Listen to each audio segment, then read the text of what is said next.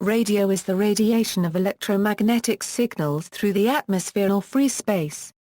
Information, such as sound, is carried by systematically changing some property of the radiated waves, such as their amplitude, frequency, phase, or pulse width. When radio waves strike an electrical conductor, the oscillating fields induce an alternating current in the conductor. The information in the waves can be extracted and transformed back into its original form. Etymology: the etymology of radio, or radiotelegraphy, reveals that it was called wireless telegraphy, which was shortened to wireless in Britain.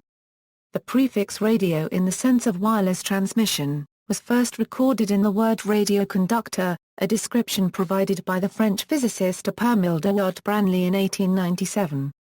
It is based on the verb to radiate. The word radio also appears in a 1907 article by Lee de Forest. It was adopted by the United States Navy in 1912, to distinguish radio from several other wireless communication technologies, such as the photophone.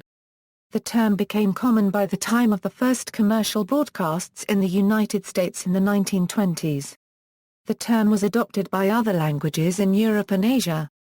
British Commonwealth countries continued to commonly use the term wireless until the mid-20th century, though the magazine of the BBC in the UK has been called Radio Times ever since it was first published in the early 1920s.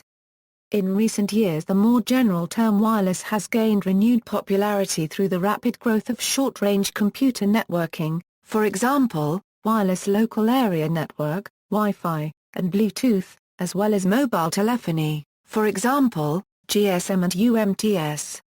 Today, the term radio specifies the actual type of transceiver device or chip, whereas wireless refers to the lack of physical connections. One talks about radio transceivers, but another talks about wireless devices and wireless sensor networks. Processes. Radio systems used for communications will have the following elements. With more than 100 years of development, each process is implemented by a wide range of methods, specialized for different communications purposes. Transmitter and modulation. Each system contains a transmitter. This consists of a source of electrical energy, producing alternating current of a desired frequency of oscillation. The transmitter contains a system to modulate some property of the energy produced to impress a signal on it. This modulation might be as simple as turning the energy on and off, or altering more subtle properties such as amplitude, frequency, phase, or combinations of these properties. The transmitter sends the modulated electrical energy to a tuned resonant antenna. This structure converts the rapidly changing alternating current into an electromagnetic wave that can move through free space. Amplitude modulation of a carrier wave works by varying the strength of the transmitted signal in proportion to the information being sent. For example, changes in the signal strength can be used to reflect the sounds to be reproduced by a speaker, or to specify the light intensity of television pixels.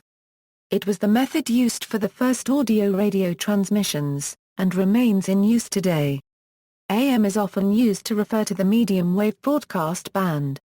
Frequency modulation varies the frequency of the carrier. The instantaneous frequency of the carrier is directly proportional to the instantaneous value of the input signal. Digital data can be sent by shifting the carrier's frequency among a set of discrete values, a technique known as frequency shift keying. FM is commonly used at VHF radio frequencies for high-fidelity broadcasts of music and speech. Normal TV sound is also broadcast using FM. Angle modulation alters the instantaneous phase of the carrier wave to transmit a signal. It is another term for phase modulation. Antenna. An antenna is an electrical device which converts electric currents into radio waves, and vice versa. It is usually used with a radio transmitter or radio receiver. In transmission, a radio transmitter supplies an electric current oscillating at radio frequency to the antenna's terminals, and the antenna radiates the energy from the current as electromagnetic waves. In reception, an antenna intercepts some of the power of an electromagnetic wave in order to produce a tiny voltage at its terminals, that is applied to a receiver to be amplified. An antenna can be used for both transmitting and receiving. Propagation. Once generated, electromagnetic waves travel through space either directly, or have their path altered by reflection, refraction or diffraction. The intensity of the waves diminishes due to geometric dispersion.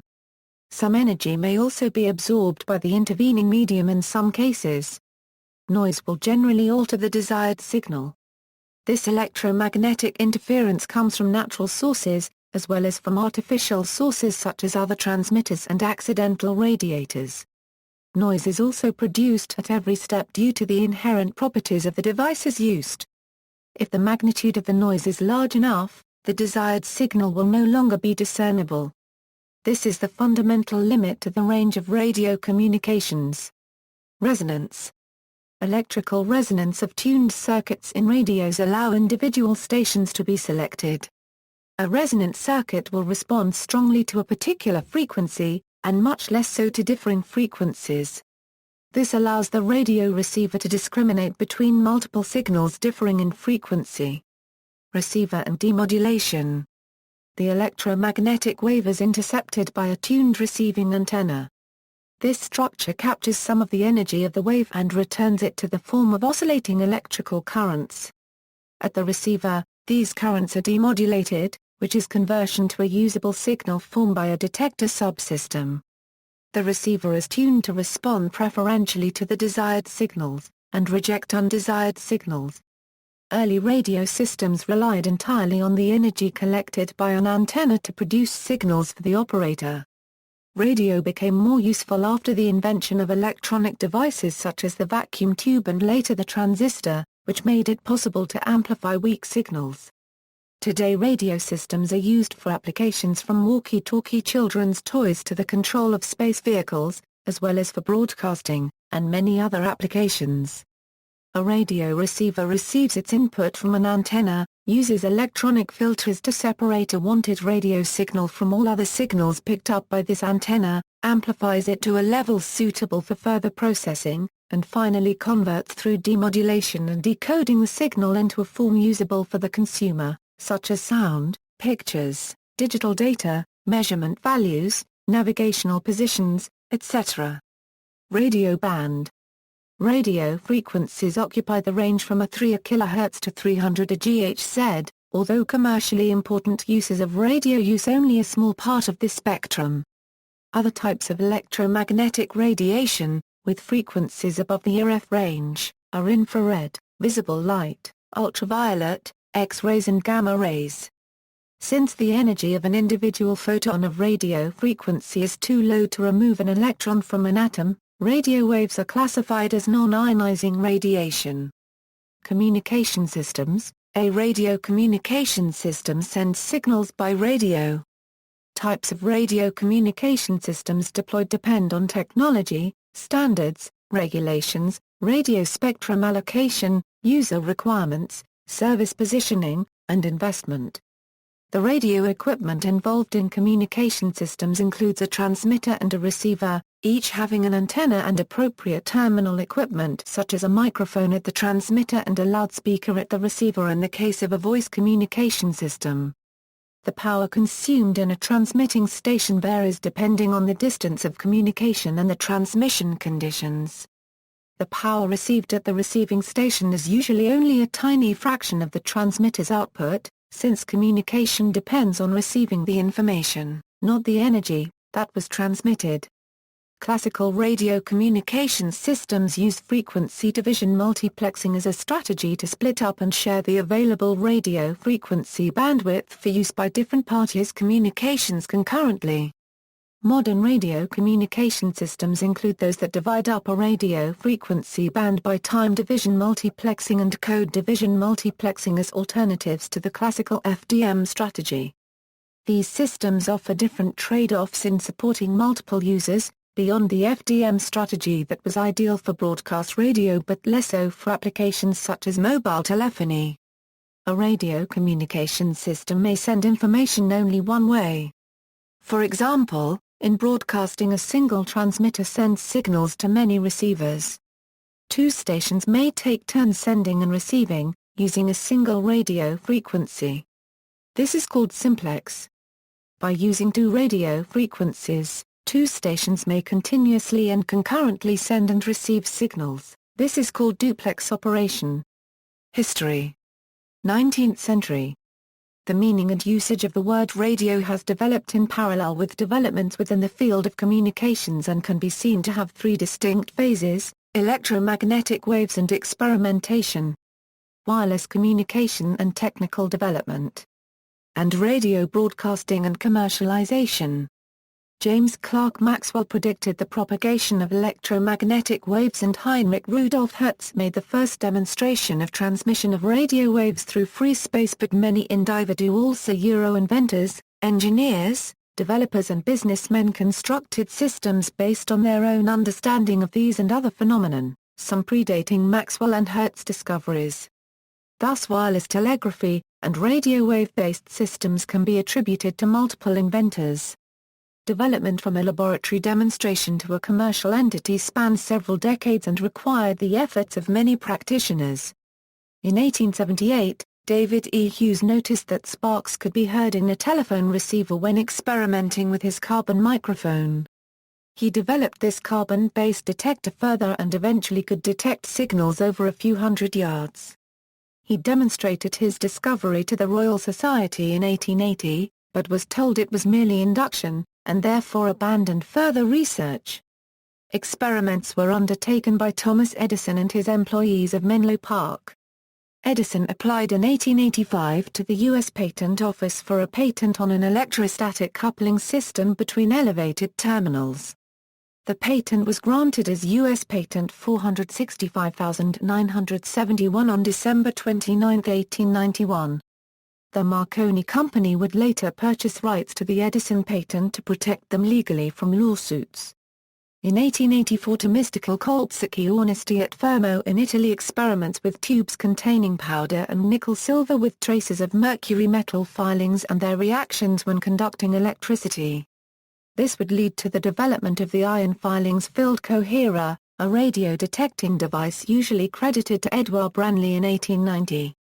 Hertz and waves. Between 1886 and 1888, Heinrich Rudolf Hertz publishes the results of his experiments where he was able to transmit electromagnetic waves through the air, proving Maxwell's electromagnetic theory.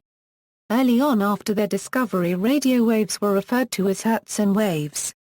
Between 1890 and 1892, physicists such as John Perry, Frederick Thomas Troughton and William Crookes proposed electromagnetic or Hertzian waves as a navigation aid or means of communication, with Crookes writing on the possibilities of wireless telegraphy based on Hertzian waves in 1892. After learning of Hertz demonstrations of wireless transmission, inventor Nikola Tesla began developing his own system based on Hertz and Maxwell's ideas, primarily as a means of wireless lighting and power distribution. Tesla, concluding that Hertz had not demonstrated airborne electromagnetic waves, went on to develop a system based on what he thought was the primary conductor, the Earth.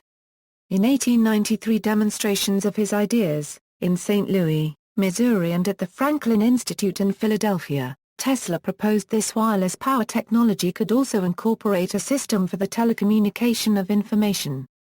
In a lecture on the work of Hertz, shortly after his death, Professor Oliver Lodge and Alexander Muirhead demonstrated wireless signaling using Hertzian waves in the lecture theatre of the Oxford University Museum of Natural History on August 14, 1894.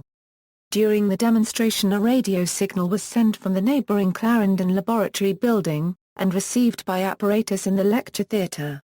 Building on the work of Lodge, the Bengali physicist Jagadish Chandra Bose ignited gunpowder and rang a bell at a distance using millimetre-range wavelength microwaves in a November 1894 public demonstration at Town Hall of Kolkata. Bose wrote in a Bengali essay, "Adrisaya alok, the invisible light can easily pass through brick walls, buildings etc. Therefore, messages can be transmitted by means of it without the mediation of wires." Bose unregistered trademark S first scientific paper, OE on polarization of electric rays by double refracting crystals was communicated to the Asiatic Society of Bengal in May 1895. His second paper was communicated to the Royal Society of London by Lord Rayleigh in October 1895. In December 1895, the London journal The Electrician published Bussy unregistered trademark S paper, a OE on a new electropolariscopia . At that time, the word coherer, coined by Lodge, was used in the English-speaking world for Hertz and wave receivers or detectors.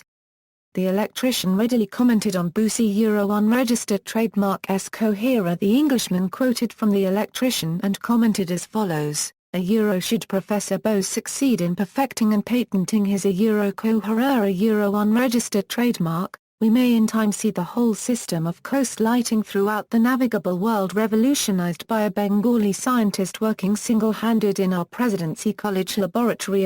Bose planned to perfect his coherer but never thought of patenting it.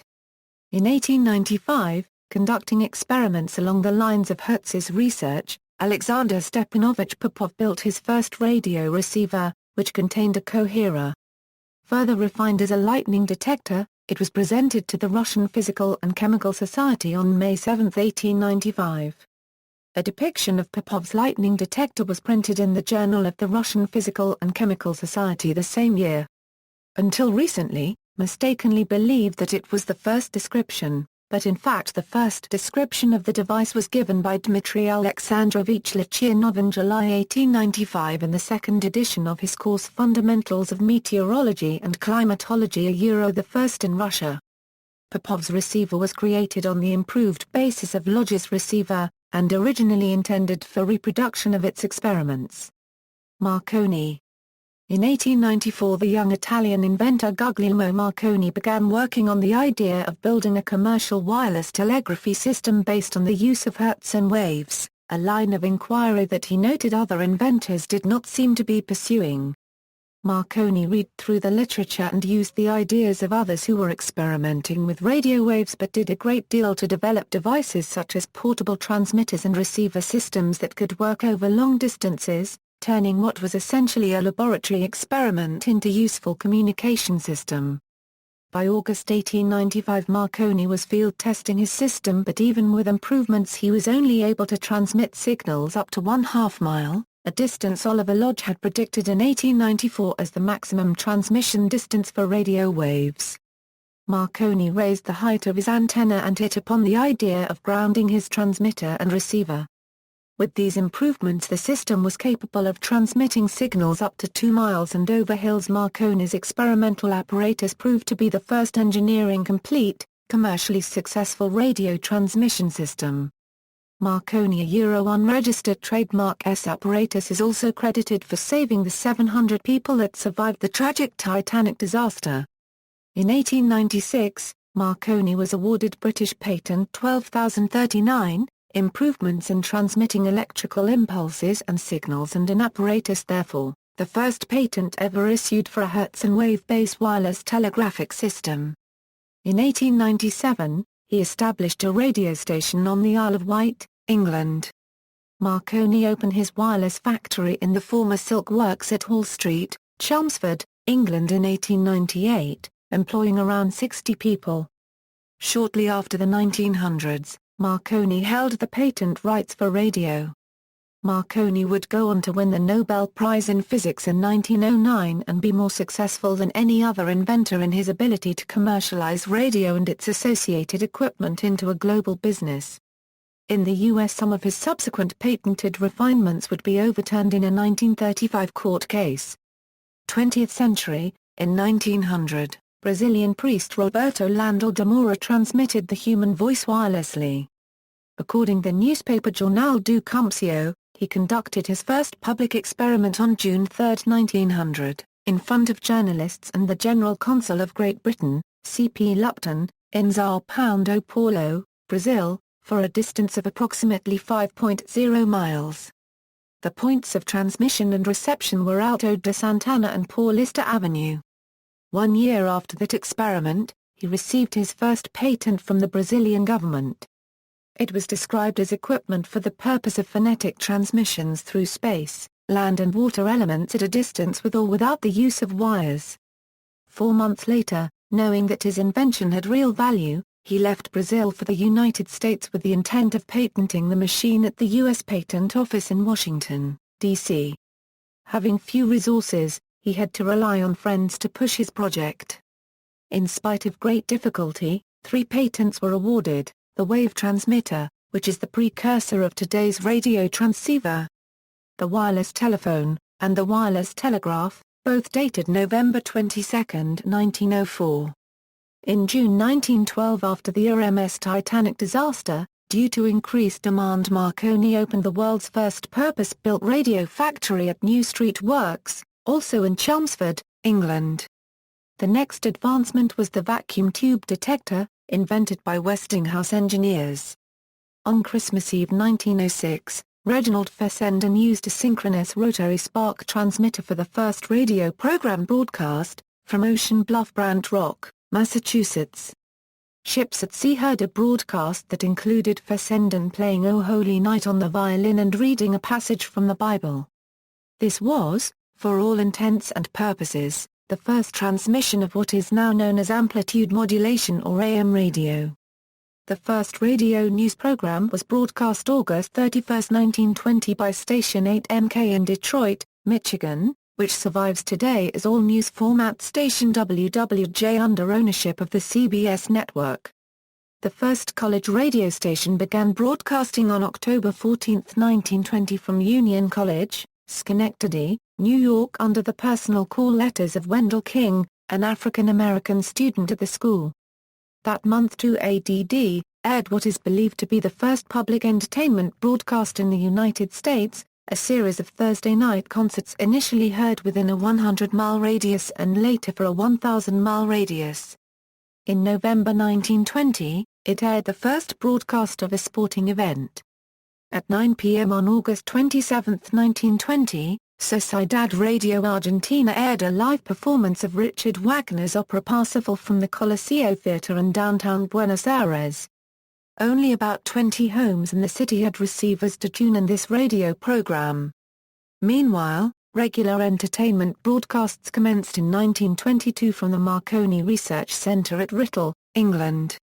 Sports broadcasting began at this time as well, including the college football on radio broadcast of a 1921 West Virginia vs. Pittsburgh football game.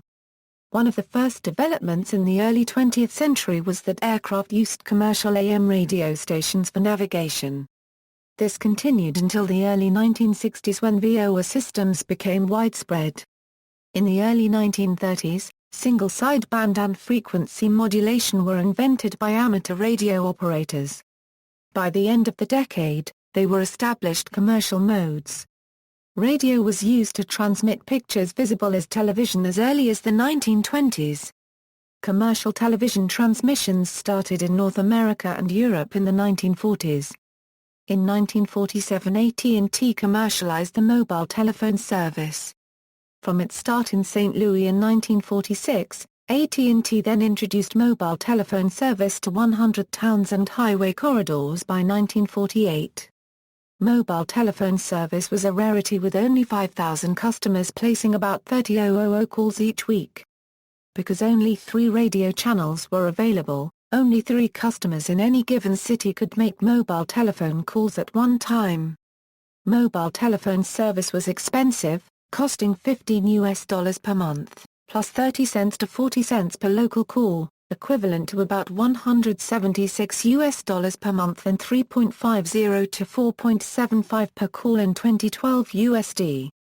The Advanced Mobile Phone System analog mobile cell phone system, developed by Bell Labs, was introduced in the Americas in 1978, gave much more capacity. It was the primary analog mobile phone system in North America through the 1980s and into the 2000s.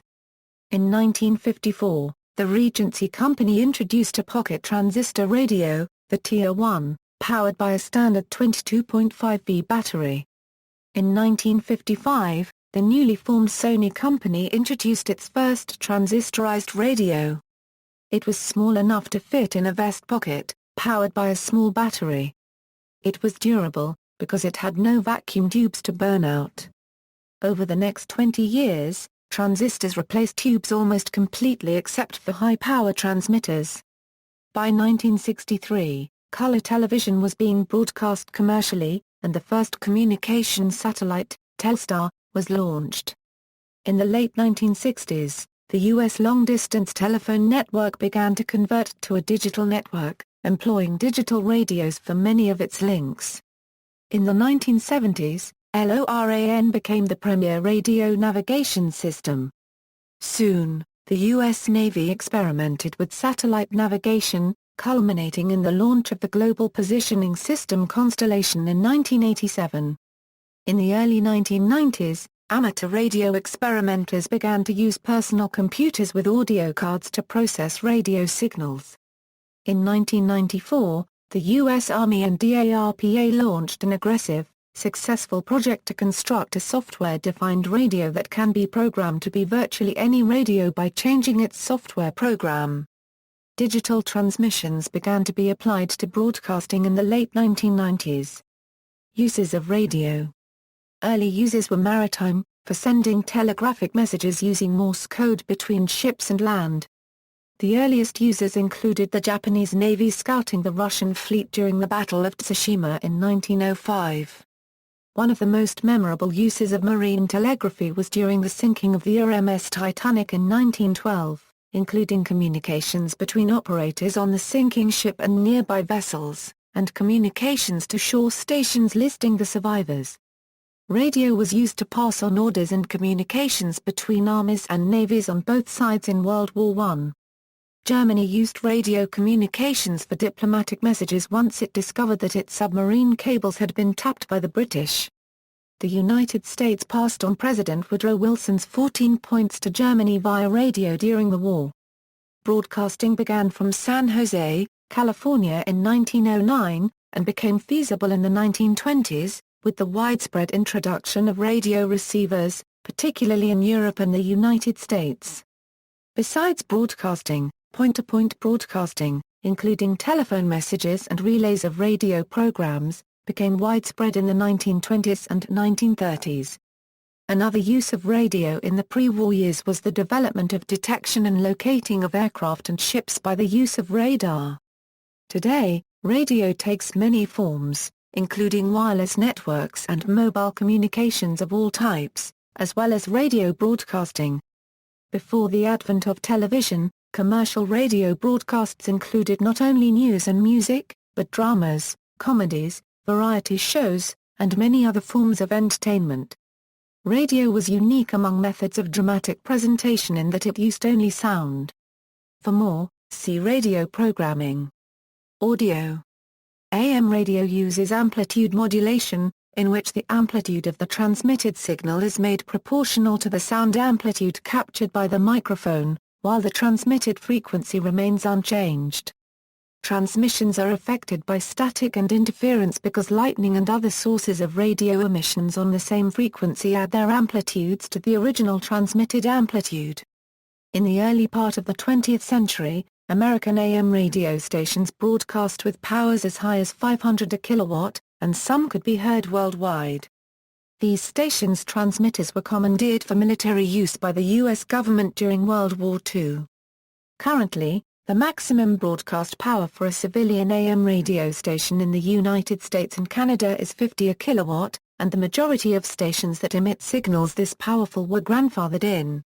In 1986 KTNN received the last granted 50,000-watt license. These 50 a kilowatt stations are generally called clear channel stations, because within North America each of these stations has exclusive use of its broadcast frequency throughout part or all of the broadcast day. FM broadcast radio sends music and voice with less noise than AM radio. In frequency modulation, amplitude variation at the microphone causes the transmitter frequency to fluctuate.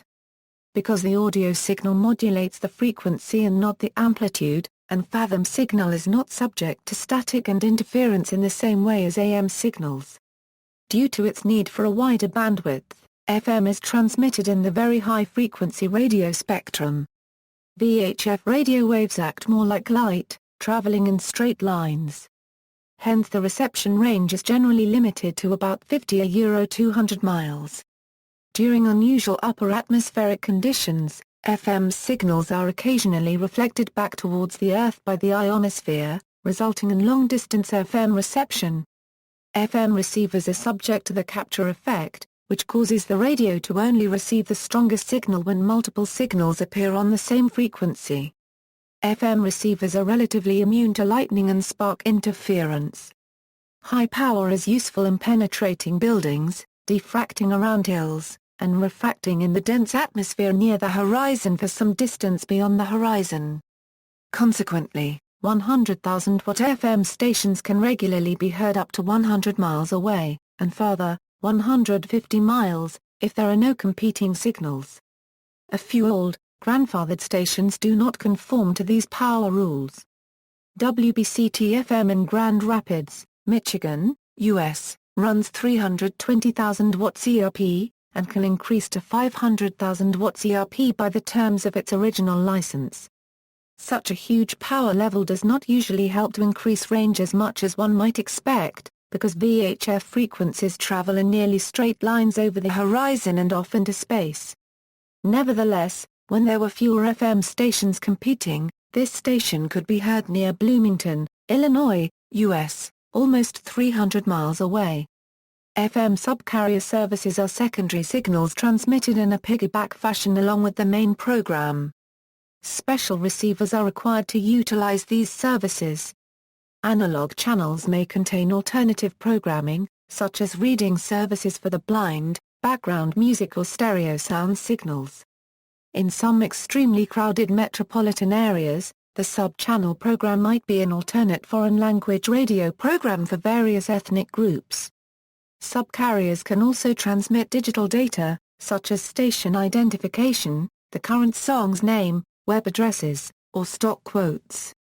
In some countries, FM radios automatically retune themselves to the same channel in a different district by using sub-bands. Aviation voice radios use VHF AM. AM is used so that multiple stations on the same channel can be received. Aircraft fly high enough that their transmitters can be received hundreds of miles away, even though they are using VHF. Marine voice radios can use single sideband voice in the shortwave high-frequency radio spectrum for very long ranges or narrowband FM in the VHF spectrum for much shorter ranges.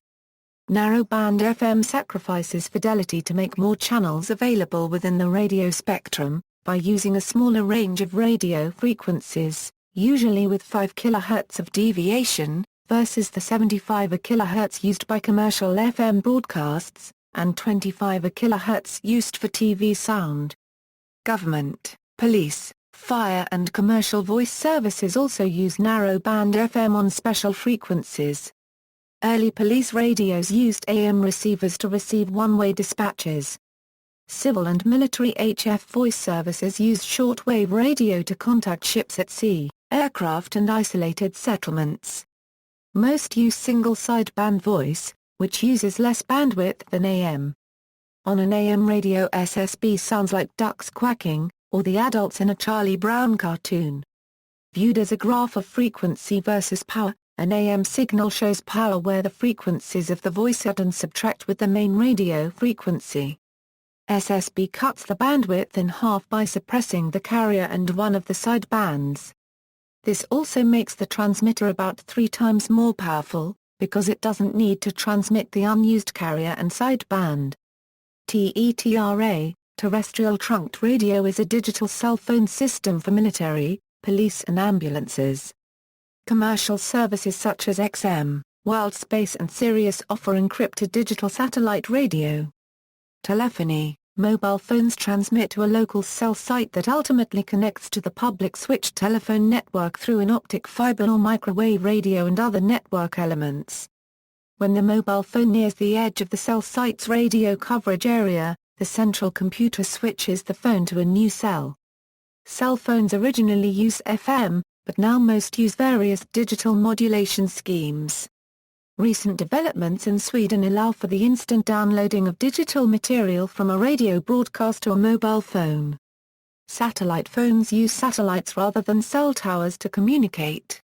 Video, analog television sends the picture as AM and the sound as AM or FM, with the sound carrier a fixed frequency away from the video carrier.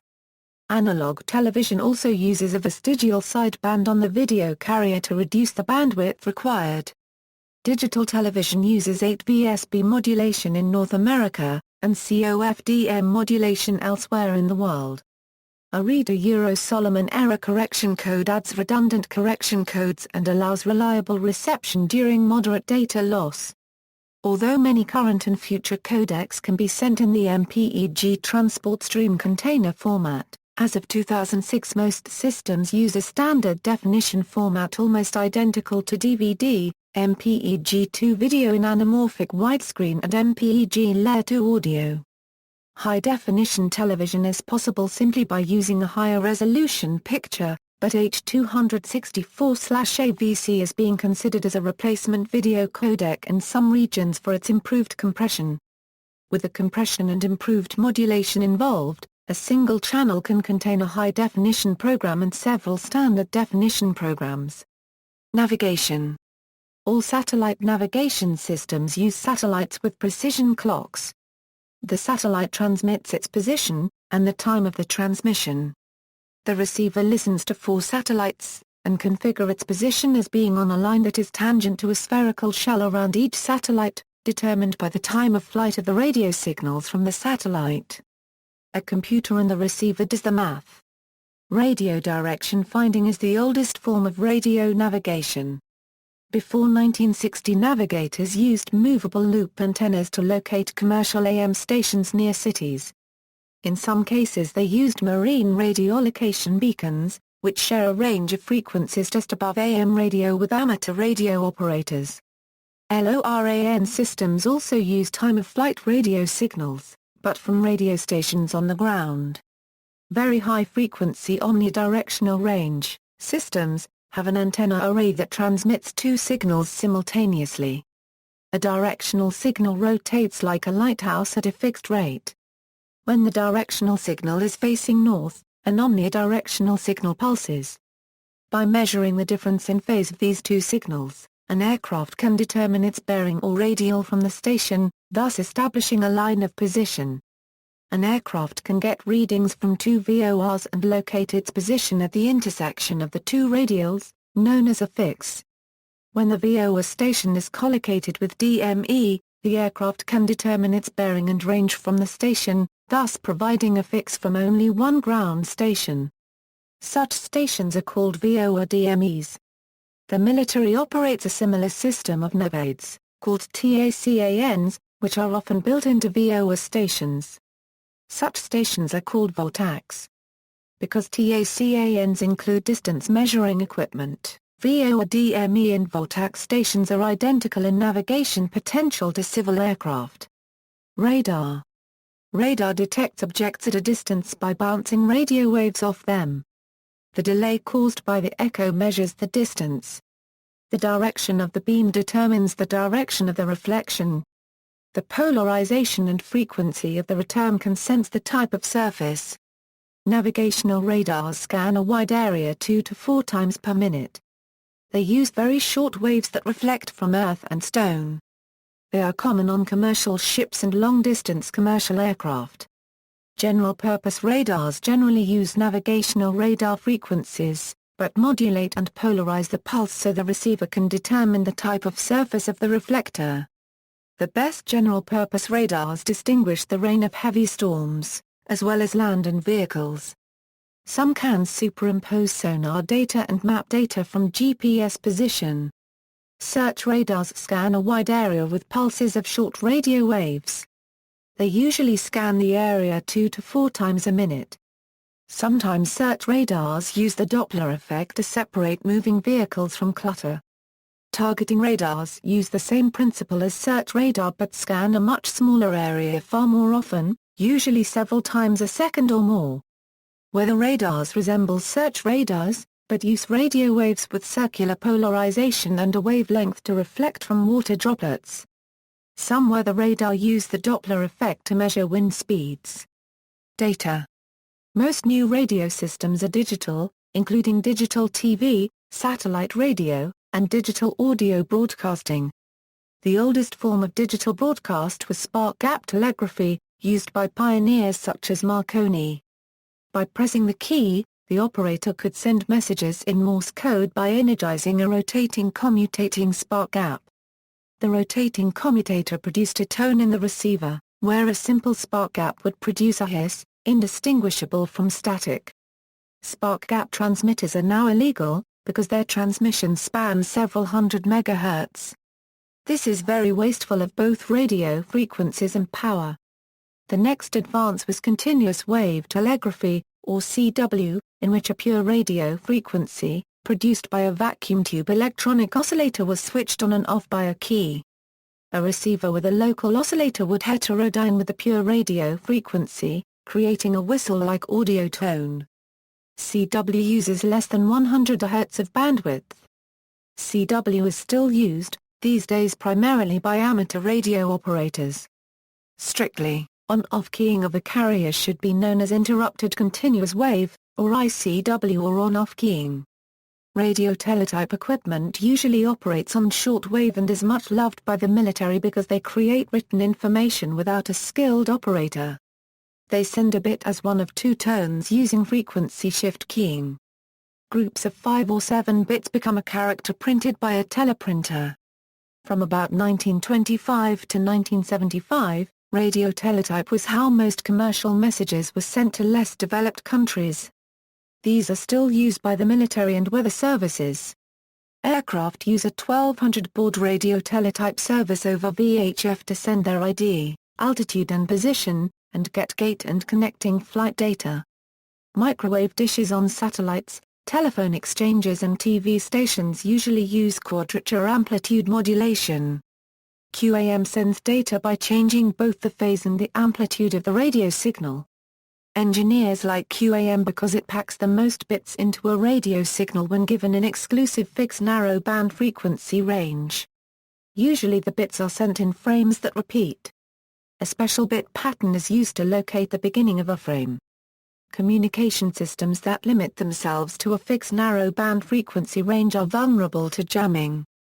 A variety of jamming-resistant spread spectrum techniques were initially developed for military use, most famously for global positioning system satellite transmissions.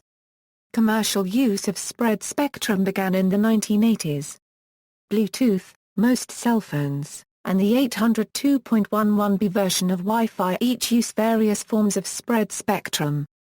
Systems that need reliability, or that share their frequency with other services, may use coded orthogonal frequency division multiplexing, or COFDM. COFDM breaks a digital signal into as many as several hundred slower sub-channels. The digital signal is often sent as QAM on the sub-channels. Modern COFDM systems use a small computer to make and decode the signal with digital signal processing, which is more flexible and far less expensive than older systems that implemented separate electronic channels. COFDM resists fading and ghosting because the narrow-channel QAM signals can be sent slowly. An adaptive system, or one that sends error correction codes, can also resist interference, because most interference can affect only a few of the QAM channels. COFDM is used for Wi-Fi, some cell phones, Digital Radio Mondiale, Eureka 147, and many other local area network, digital TV and radio standards. Heating, radio frequency energy generated for heating of objects is generally not intended to radiate outside of the generating equipment, to prevent interference with other radio signals. Microwave ovens use intense radio waves to heat food. Diathermy equipment is used in surgery for sealing of blood vessels. Induction furnaces are used for melting metal for casting, and induction hobs for cooking. Amateur radio service.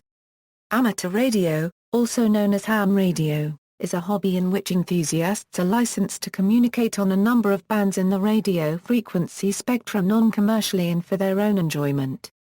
They may also provide emergency and public service assistance. This has been very beneficial in emergencies, saving lives in many instances. Radio amateurs use a variety of modes, including nostalgic ones like Morse code and experimental ones like low-frequency experimental radio. Several forms of radio were pioneered by radio amateurs and later became commercially important, including FM, single-sideband, AM, digital packet radio and satellite repeaters. some amateur frequencies may be disrupted illegally by powerline internet service. Unlicensed radio services, unlicensed, government-authorized personal radio services such as Citizens Band Radio in Australia, most of the Americas, and Europe, and family radio service and multi-use radio service in North America exist to provide simple, usually short-range communication for individuals and small groups, without the overhead of licensing. Similar services exist in other parts of the world. These radio services involve the use of handheld units. Wi-Fi also operates in unlicensed radio bands and is very widely used to network computers. Free radio stations, sometimes called pirate radio or clandestine stations, are unauthorized, unlicensed, illegal broadcasting stations. These are often low-power transmitters operated on sporadic schedules by hobbyists, community activists, or political and cultural dissidents. Some pirate stations operating offshore in parts of Europe and the United Kingdom more closely resembled legal stations, maintaining regular schedules, using high power, and selling commercial advertising time. Radio control. Radio remote controls use radio waves to transmit control data to a remote object, as in some early forms of guided missile, some early TV remotes, and a range of model boats, cars and airplanes. Large industrial remote-controlled equipment such as cranes and switching locomotives now usually use digital radio techniques to ensure safety and reliability. In Madison Square Garden, at the Electrical Exhibition of 1898, Nikola Tesla successfully demonstrated a radio-controlled boat. He was awarded U.S. Patent number 613809 for a method of and apparatus for controlling mechanism of moving vessels or vehicles. See also. Notes. References, General information, A histocubed radar radio datas, Notes on Etymology, Edgar Forrest, article in Electrical World 22 June 1270/1, Early use of word radio.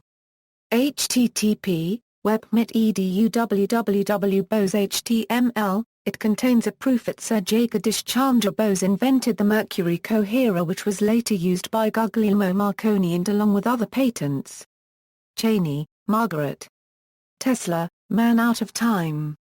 New York, Simon & Schuster. ISBN A978-0-7432-1536-7. Footnotes.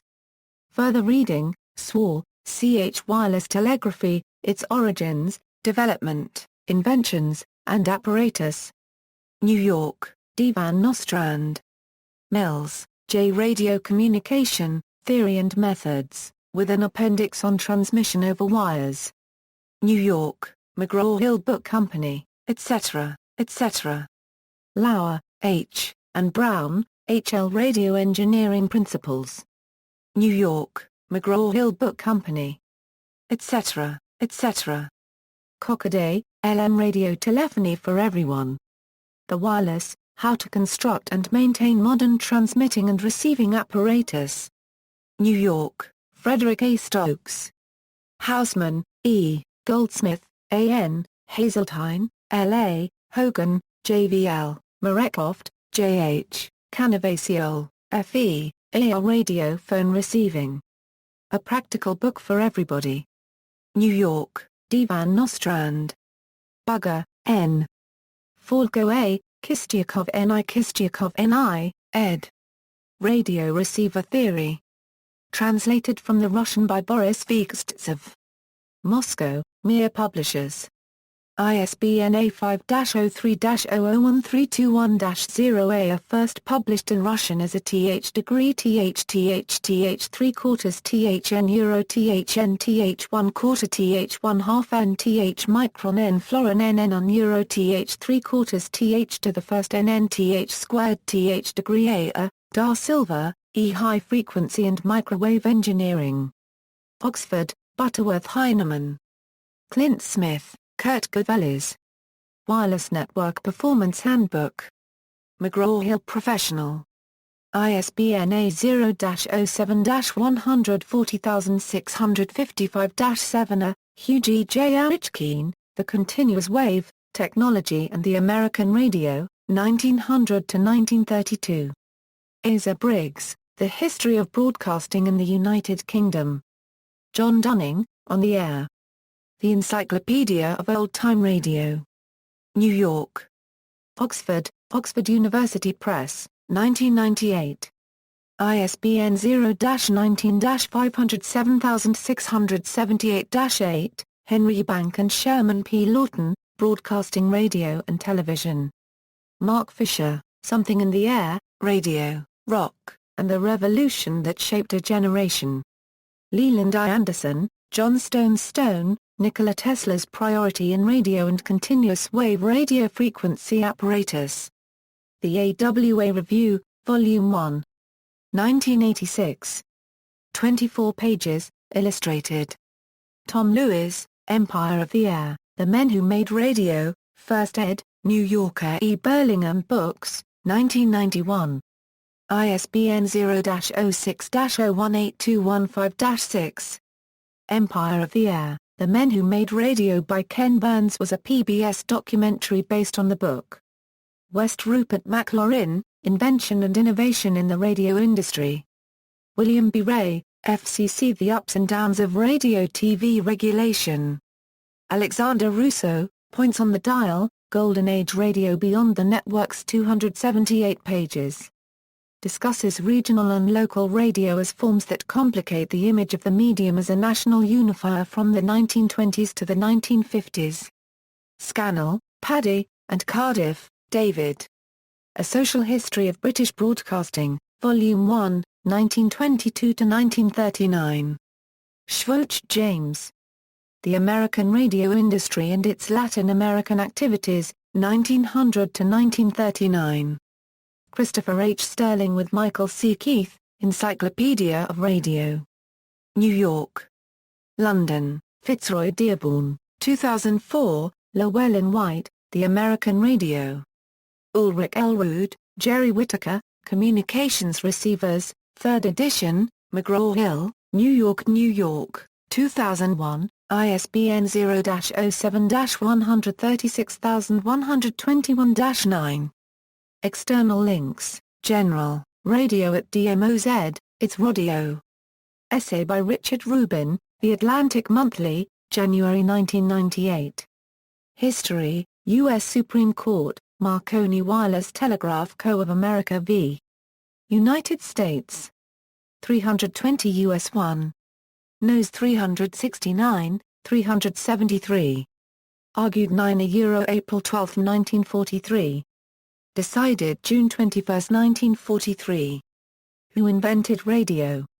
Basel.com. Date unknown. Retrieved January 20, 2011. Encyclopaedia Britannica's History of Radio, Stephen Schoenhare's History of Radio, The Broadcast Archive, Radio History on the Web. Retrieved January 20, 2011. Canadian Communications Foundation, The History on Canadian Broadcasting, 1920 onward. Retrieved January 20, 2011. United States Early Radio History -1897 to 1927. Retrieved January 20, 2011. Historic Radios from Around the World at Kurrajong Radio Museum, Australia, a private collection. Retrieved January 20, 2011. A Short History of Radios. Retrieved June 10, 2014, Antiques, George H. Clark Radioner Collection, circa 1880-1950, Archives Center, National Museum of American History, Smithsonian Institution, a gallery of antiques from the 1920s to the 1960s, Technical, Radio Frequency Chart, National Telecommunications and Information Administration. A Teacher, Interactive Explanation of Radio Receiver Construction, How Stuff Works, Radio, VOA Basic Information Drive Fills Receiver Designs, Single Triode and Single Transistor Regenerative Radio Designs, How to Design a Traditional Radio by Natalians I, Silicon Labs, DX, The British DX Club, World of Radio. Glenn House's internationally known DX radio show.